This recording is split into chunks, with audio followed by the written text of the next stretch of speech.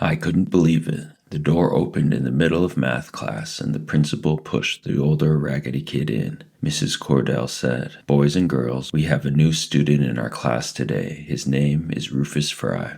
Now, I know you all will help make Rufus feel welcome, won't you?" Someone sniggled. "Good. Rufus, say hello to your new classmates, please." He didn't smile or wave or anything. He just looked down and said real quiet, "Hi."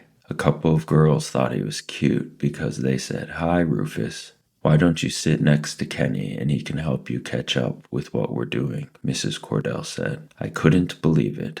I'd wanted my personal savior to be as far away from me as he could get. I knew when you had two people who were going to get teased a lot and they were close together, people didn't choose one of them to tease. They picked on both of them. And instead of picking on them the normal amount, they picked on them twice as much. Mrs. Cordell pushed the new kid over to the empty seat next to me. "Kenny, show Rufus where we are in the book." I watched the new kid sideways. He said, "Kenny, I thought they said your name was Poindexter."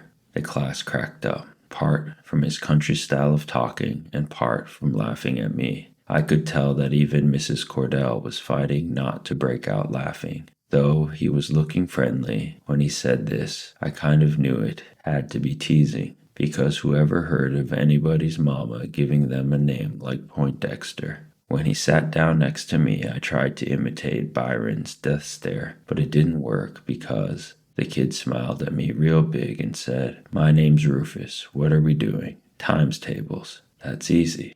You need some help?" "No," I said, and scooted around in my chair so all he could do was look at my back. This guy was real desperate for a friend because even though I wouldn't say much back to him, he kept jabbering away at me all through class. When lunchtime came, he followed me outside right to the part of the playground where I sit to eat. He forgot about bringing a lunch, so I gave him some of Mama's throat-choking peanut butter sandwiches and let him eat the last half of my apple. He really was a strange kid. He only ate half the sandwich and folded the rest up in the wax paper, and when I handed him the apple, he even ate the spots where you could see my teeth had been. He didn't even wipe the slob off first. And man, this kid could really talk. He was yakking a mile a minute, saying stuff like, "Your mama sure can make a good peanut butter sandwich," and "How come these kids is so darn mean?" Then he said something that made me get all funny and nervous inside. He said, "How come your eyes ain't looking the same way?" I looked to see if maybe this was the start of some teasing, but he looked like he really wanted to know. He wasn't staring at me either. He was kind of looking down and kicking at the dirt with his raggedy shoes. "It's a lazy eye." He stopped kicking the dirt and said, "Don't it hurt?" "No." He said, "Oh." Then kicked a little more dirt and hollered out, "Oh boy, look at how fat that there is." "What, you don't see that squirrel?" he asked me, and he pointed up at a tree across the street. "That sure is one fat, dumb squirrel." I looked at the squirrel. It didn't look fat or dumb to me. It was a regular old squirrel sitting on a branch chewing on something. "How come you think it's dumb?" "What kind of squirrel sits out in the open like that with folks all around him?" "That squirrel wouldn't last 2 seconds in Arkansas. I had to pick him off easy as nothing." The new kid pointed at the squirrel like his finger was a gun and said, "Bang, squirrel stew tonight." "You mean you shot a gun before? Ain't you? You mean you really ate a squirrel before? Ain't you? A real gun?" "Just a 22. How's a squirrel taste?" "It tastes real good." "You mean you really shoot 'em with real bullets and then you really eat 'em? Why else shoot 'em? Real squirrels like that one?" "Not that fat and not that stupid. I guess all the fat, stupid ones been got already. Since I've been born, all that's left in Arkansas is skinny, sneaky ones. I think them Michigan squirrels is worth 2 Arkansas ones." "You aren't lying?" He raised his hand and said, "I swear for God." Asked Cody. "Who?" The little shrunk-up version of the new kid was standing by himself up against the fence that runs around Clark, watching us. The new kid waved at him and his little brother came running over. The big one pointed over at the squirrel. "Cody, look at there." Cody laughed and said, "Oh boy, that sure is a fat squirrel. You think you could pick him off from here?" Cody pointed his finger like it was a gun and said, "Bang, squirrel stew tonight." I couldn't believe this little kid had shot a gun too. "You shot a real gun?" "Just a 22. With real bullets?" The little one looked at his big brother to see why I was asking all this stuff. It seemed like they were trying to be patient with me, like I was a real dummy or something. The older one said, "Tell him." "Yeah, it was real bullets. What else are you gonna shoot out of a gun?" I still didn't believe them, but the bell rang and lunch was over. I know he didn't think I noticed, but the big kid gave his little brother the other half of my sandwich. I guess both of them had forgotten about lunch. This savor stuff wasn't going anything like I thought it was supposed to. Rufus started acting like I was his friend. In the morning, on the bus, he'd always come sit next to me, and Mrs. Cordell put his regular seat next to mine in school. Every day at lunchtime, he followed me out to the playground and ate half of my second sandwich, then sneaked the other half to Cody. He even found out where we lived and started coming over every night around 5:30. I didn't mind him coming over to play, because both of our favorite game was playing with the little plastic dinosaurs that I had, and you couldn't really have any fun playing by yourself. That was because someone had to be the American dinosaurs and someone had to be the Nazi ones. Rufus didn't even mind being the Nazi dinosaurs most of the time, and it was okay playing with him because he didn't cheat and didn't try to steal my plastic monsters. The only other guy I used to play with was LJ Jones, but I quit playing with him when a lot of my dinosaurs started disappearing. I've got about 1,000,000 of them, but before LJ started coming over, I had 2,000,000. It's kind of embarrassing how LJ got them from me. At first, he'd steal them one or two at a time, and I asked Byron what I should do to stop him. By said, "Don't sweat it, punk. The way I figure it, one or two of them stupid little monsters ain't a real high price for you to pay to get someone to play with you." But LJ wasn't satisfied with doing one or two. I guess he wanted a raise, so one day he said to me, "You know, we should stop having these little fights all the time. We need to have one great big battle." "Yeah, we could call it the world's greatest dinosaur war ever," I said, "but I get to be the Americans." I should have known something was fishy when LJ said, "Okay, but I get first shot." Most of the time, it always took a big fight to decide who had to be the Nazis. I started setting up my dinosaurs, and LJ said, "This ain't right. If this really is the world's greatest dinosaur war ever, we need more monsters. You should go get the rest of them." He was right. If this was going to be a famous battle, we needed more fighters. "Okay, I'll be right back," I said. This wasn't going to be easy. I wasn't allowed to take all my dinosaurs out at once because Mama was afraid I'd lose most of them, especially because she didn't trust LJ. Every time he'd come over, she'd tell me, "You watch out for that boy. He's a little too sneaky for my tastes." I had a plan, though. I'd go upstairs and drop the pillowcase I kept my dinosaurs in out of the window. I wasn't so stupid that I'd drop them down to LJ. I'd drop them out of the other side of the house and then run around to get them. My plan worked perfect. After I went and picked up the pillowcase, I set up my dinosaurs and LJ set up the Nazis, and we started the battle. He took first shot and killed about 30 of mine with an atomic bomb. My dinosaur shot back and got 20 of his with a hand grenade. The battle was going great. Dinosaurs were falling right and left and center. We had a great big pile of dead dinosaurs off to the side and had to keep shaking more and more reinforcements out of the pillowcase. Then, in the middle of one big fight, LJ said, "Wait a minute, Kenny. There's something we forgot about." I was ready for a trick. I knew LJ was going to try to get me to go away for a minute so he could steal a bunch of my monsters. I said, "What?" "These dinosaurs been dropping atomic bombs on each other. Think about how dangerous that is." "How's it dangerous?" LJ said, "Look, he made one of the brontosauruses run by a pile of dead dinosaurs, and when it got 2 steps past them, it started shaking and twitching and fell over on its side, dead as a donut." LJ flipped him on the dead dinosaur pile. I said, "What happened to him?" "It was the radioactiveness. We gotta bury the dead ones before they infect the rest of the live ones." Maybe it was because we had such a great war going on, and I was kind of nervous about who'd win, but this stupid stuff made sense. Instead of digging each one of the couple hundred dead dinosaurs a grave, We dug one giant hole and buried all the radioactive ones in it. Then we put a big rock on top so no radioactivity could leak out. This truly was the world's greatest dinosaur war ever. We fought and killed dinosaurs for such a long time that we had to make 2 more graves with 2 more big rocks on top of them. LJ finally pulled the trick I knew he was going to, but he did it so cool that I didn't even see it coming. Kenny, you ever been over in Banky and Larry Dunn's fort? LJ knew I hadn't. I found out where it is.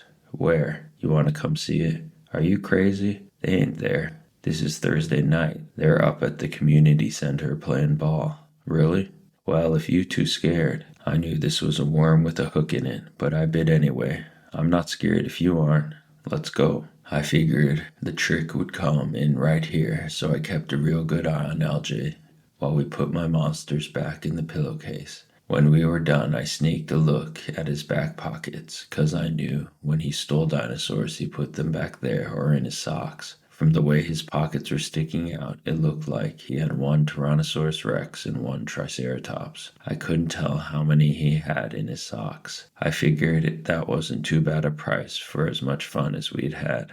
LJ was talking a mile a minute. They even got some books with naked ladies. You ever seen a naked lady? Yeah, lots of times. I had too. Byron had borrowed lots of nasty magazines from Buphead's library. I knew LJ didn't believe me though. For some reason, if you were famous for being smart, then no one thought you'd ever look at a dirty book. LJ said, "You gotta be in the house by 7, don't you?" "Yeah, okay. We better hurry before it gets too late." After I'd sneaked the dinosaurs back into the house, we ran off to Banky and Larry Dunn's secret fort. It wasn't until 9 o'clock at night, when I was in bed, that a bell went off in my head. I'd forgotten about all the radioactive dinosaurs. I put on my tennis shoes, got my night reading flashlight, climbed out the back window, and went down the tree into the backyard. I got to the battleground and saw the 3 radioactive graves, but when I moved the rock on the first one and dug a little bit down, I didn't hit 1 dinosaur, not one. The second grave was empty too. I didn't even move the rock from the third one. I just sat there and felt real stupid. I couldn't help thinking about Sunday school again. I remembered the story about how a bunch of angels came down and rolled away the rock that was in front of Jesus' grave to let him go to heaven. I think it took them 3 days to push the rock far enough so he could squeeze out. My dinosaurs weren't even in their graves for 3 hours before someone rolled their rocks away. Maybe it was a lot easier for a bunch of angels to get 1,000,000 dinosaurs to heaven than it was to get the savior of the whole world there. But I wish they'd given me a couple more hours. But I was just making excuses to myself for being so stupid. I knew if a detective had looked at these rocks, he wouldn't have found a clue of a single angel being there. I bet $1,000,000 that he'd have seen those rocks were covered with a ton of LJ Jones fingerprints. I never played with LJ after that, so playing with Rufus got to be okay. It was a lot better not to worry about getting stuff stolen when you were with your friends, and it was a whole lot better not spending half the time arguing about who's going to be the Nazi dinosaurs. I was wrong when I said that me and Rufus being near each other all the time would make people tease both of us twice as much. People started leaving me alone and going right after Rufus. It was easy for them to do, 'cause he was kind of like me. He had 2 things wrong with him too. The first thing wrong with Rufus was the way he talked. After he said that "hi y'all" stuff on the bus, he got to be famous for it, and no matter how much he tried to talk in a different way, people wouldn't let him forget what he'd said. The other thing wrong with him was his clothes. It didn't take people too long before they counted how many pairs of pants and shirts Rufus and Cody had. That was easy to do because Rufus only had 2 shirts and 2 pairs of pants, and Cody only had 3 shirts and 2 pairs of pants. They also had 1 pair of blue jeans that they switched off on. Some days Rufus wore them, and some days Cody rolled the legs up and put them on. It's really funny how something as stupid as a pair of blue jeans can make you feel real bad, but that's what happened to me. We had been sort of secret friends for a couple of weeks before people really started getting on them about not having a bunch of clothes. Me and Rufus and Cody were on the bus right behind the driver. One day, when Larry Dunn walked up to our seat and said, "Country cornflake, I noticed how you and your little flake switch off on them pants. I know Fridays is your day to wear 'em, but I was wondering if the same person who gets to wear the pants gets to wear the drawers that day too." Of course, the whole bus started laughing and hollering. Larry Dunn went back to his seat real quickly before the driver had a chance to tell anybody the secret he knew about Larry's mama. I looked over at Cody. He had the blue jeans on today and was pulling the waist out to check out his underpants. Maybe it was because everybody else was laughing. Maybe it was because Cody had such a strange look on his face while he peeked at his underpants. Maybe it was because I was glad that Larry hadn't jumped on me. But whatever the reason was, I cracked up too. Rufus shot a look at me. His face never changed, but I knew right away I'd done something wrong. I tried to squeeze the rest of my laugh down. Things got real strange. Instead of Rufus jabbering away at me a mile a minute in school, he scooted around in his seat so all I could see was his back. He didn't follow me out on the playground either, and he acted like he didn't want my sandwiches anymore.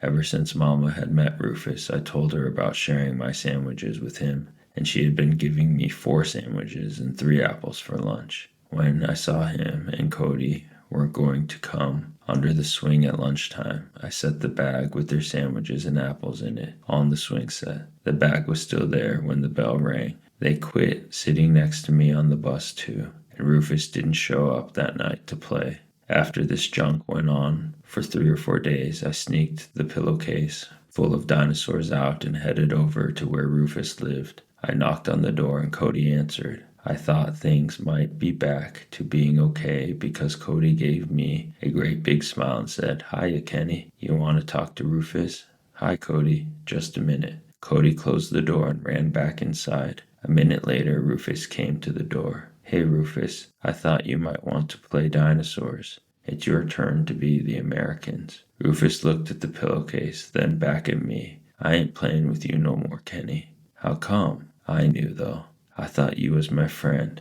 I didn't think you was like all them other people," he said. "I thought you was different." He didn't say this stuff like he was mad. He just sounded real sad. He pulled Cody out of the doorway and shut it. Rufus might as well have tied me to a tree and said, "Ready, aim, fire." I felt like someone had pulled all my teeth out with a pair of rusty pliers. I wanted to knock on his door and tell him I am different, but I was too embarrassed, so I walked the dinosaurs back home. I couldn't believe how sad I got. It's funny how things could change so much, and you wouldn't notice. All of a sudden, I started remembering how much I hated riding the bus. All of a sudden, I started remembering how lunchtime under the swing set alone wasn't very much fun. All of a sudden, I started remembering that before Rufus came to Flint, my only friend was the world's biggest dinosaur thief, L.J. Jones. All of a sudden, I remembered that Rufus and Cody were the only 2 kids in the whole school, other than Byron and Joey, that I didn't automatically look at sideways. A couple of days later, Mama asked me to sit in the kitchen with her for a while. "How's school?" "Okay." I knew she was fishing to find what was wrong and hoped it wouldn't take her too long. I wanted to tell her what I'd done. "Where's Rufus been? I haven't seen him lately." I was real embarrassed, but tears just exploded out of my face. And even though I knew she was going to be disappointed in me, I told Mama how I'd hurt Rufus's feelings. "Did you apologize?" "Sort of, but he wouldn't let me talk to him." "Well, give him some time, then try again." "Yes, Mama."